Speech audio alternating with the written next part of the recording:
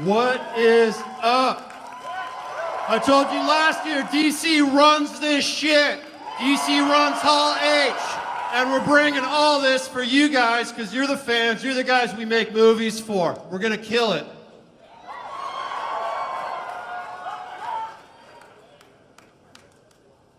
Bring them out, yeah, do it. All right, we got some troublemakers for you, so watch out. Suicide Squad is in the house. Katana, Karen Fukuhara.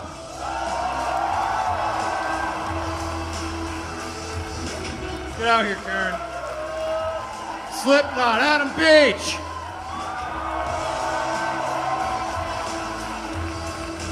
El Diablo, Jay Hernandez.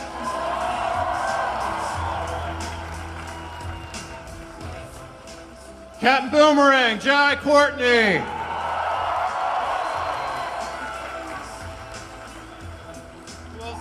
Who else is out there? Come on out. Come on out. Who's next? Uh-oh. Uh-oh, who's coming? See, now I got to pronounce his name. Adewale's out here. Triple A. Triple A. All right, let's bring it. What's up, dude? Viola Davis.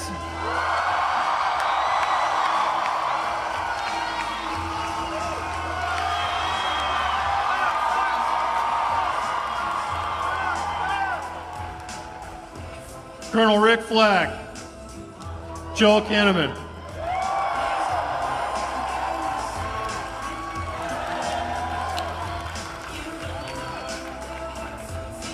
Jared Leto. That's not Jared, this is Cara Delevingne, the Enchantress, watch out.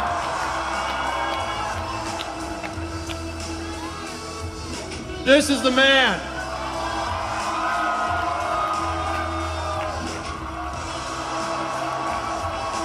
Scott Eastwood.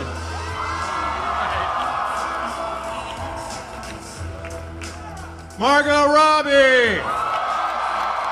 Harley Quinn. And, ladies and gentlemen, Will Smith. Get shot.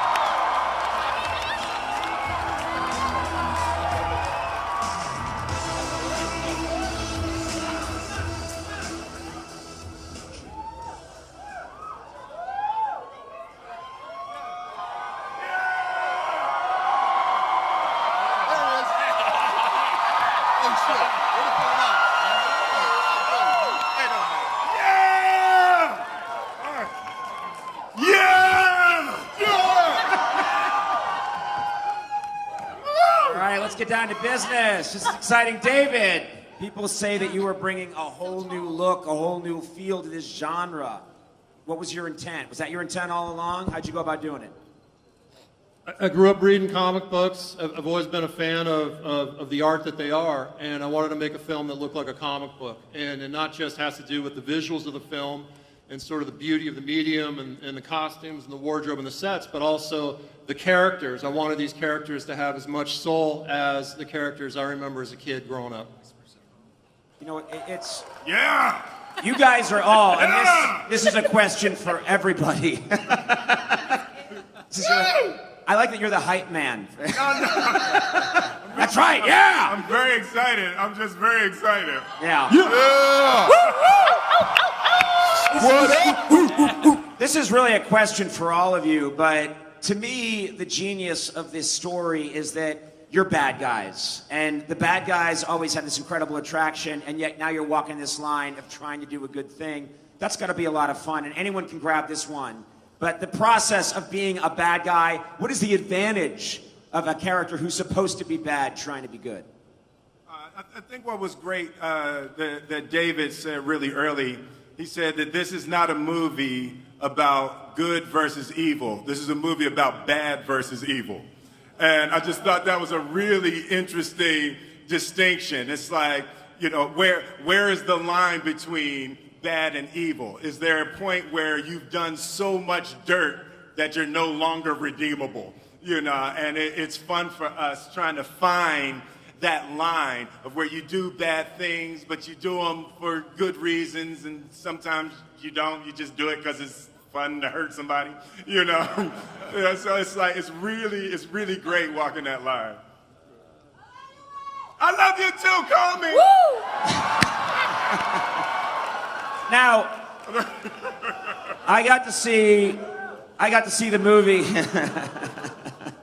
Don't rub your nipples, sir. It's disturbing.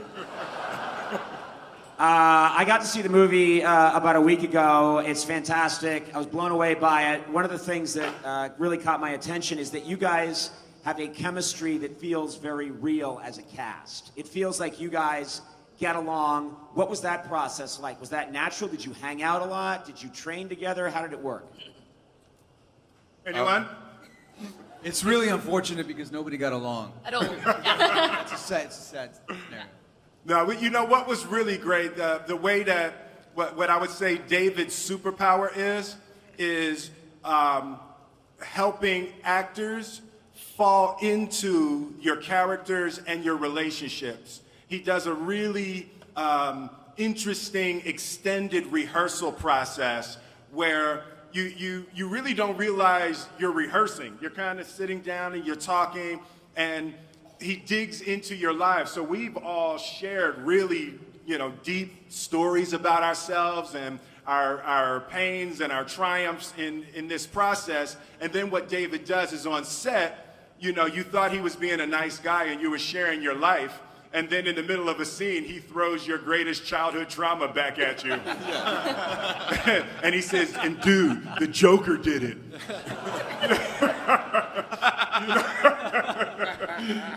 So it's a really fantastic process where you just can't help but bond when you're sharing those kind of intimate stories with one another. I mean, think about what you share with your best friends, and how open you are and how emotionally honest you are. So if I can help these guys create sort of an accelerated friendship through this process of just trusting each other, knowing each other's secrets, that's what you're seeing on screen. And the magic of what these guys have done is how well they've bonded as a family. And I think that's what's a little bit different from this film than a lot of other films, is that human connection they have. And the most important thing to me is performance and actors, and these guys killed it. They bear their souls out there. Yeah. There was Yeah. For a lot of you, there was an incredible amount of training in this film. I mean, physical, hard training. You can see it in the film. You guys are in amazing shape, but the scenes themselves are very action-packed. What was that like? I mean, how hard were you working? Were you working full days? Were you killing yourselves? Margot's taking Margot's, yeah. Margot, you take that one. Yeah, whatever everyone did in the film, I did in a pair of heels, so it kind of added an element of difficulty there. No, it was really cool. We got to do David wanted us to do as many of our stunts as possible. We ended up doing most of them ourselves and learning random little skills. I learned how to hold my breath underwater for like 5 minutes. That was cool.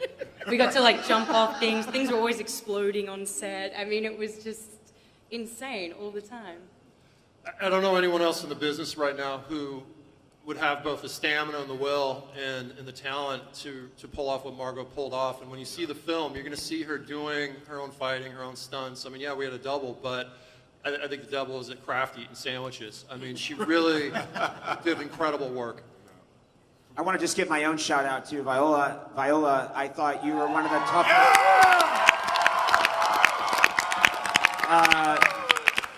In the film, you portray one of the most tough-minded characters I've ever seen in a film. It's really an incredible performance. Yeah, thank you. Yeah. I played myself.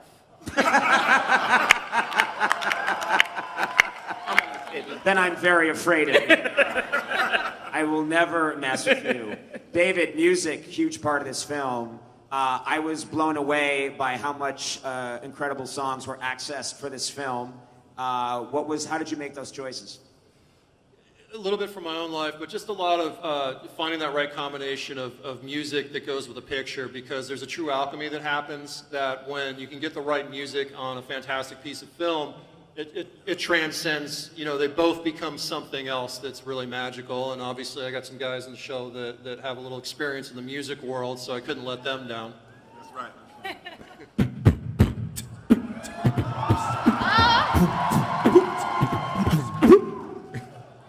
didn't use that. He didn't use that, though. He didn't use that.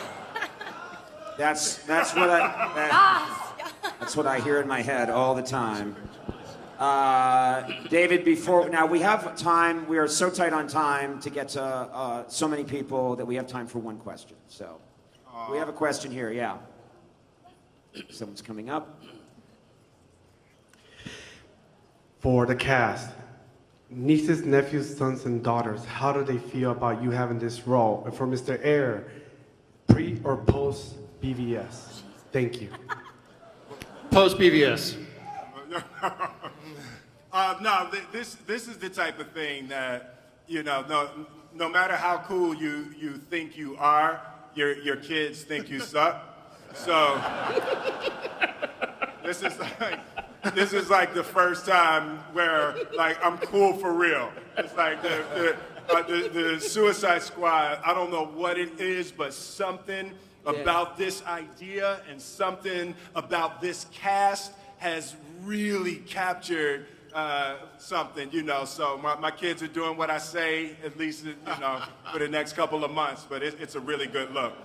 And I want to share one quick story. So we started the rehearsal process, and Jared was really the first person that like really kicked it into another gear.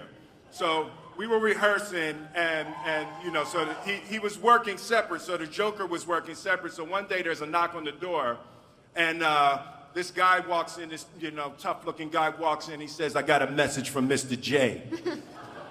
And I was like, "Yo, man, what the fuck? Security?" Like some dude just walked into rehearsal, right? And he puts a box down on the table in front of Margot. And he says, "That's a gift from Mr. J in honor of your relationship." Right? And I was like, "Oh, Mr. J. Okay. So Margot, you know, starts to open the box. And, you know, there was a note, and it was like from the Joker. And I was like, "Oh, okay, that's cool. That's funny. Jared is like taking it real serious." Right? Yeah, right. And Margot opened the box, and there was a live rat in the box. She jumped. Yeah. And Everyone jumped. And listen. I was playing dead shot, but if I had pearls on, I would have clutched them. Right? It was like, so we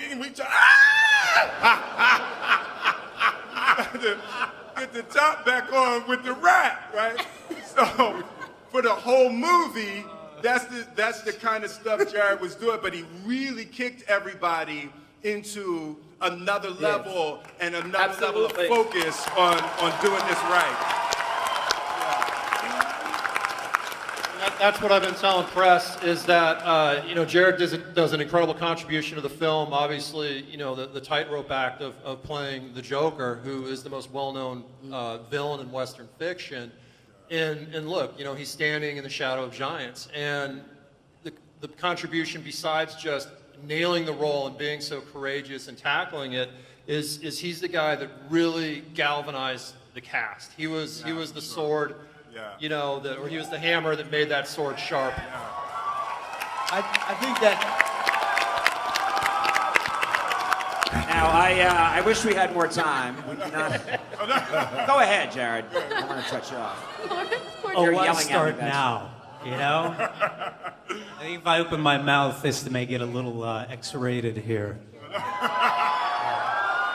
Are you guys having fun so far this weekend? And let me ask you a question. What's your favorite movie? Come on. What's your favorite movie? What's your favorite? No. What's the favorite movie you're going to see on August 5th? What was it? I can't hear you. What was that?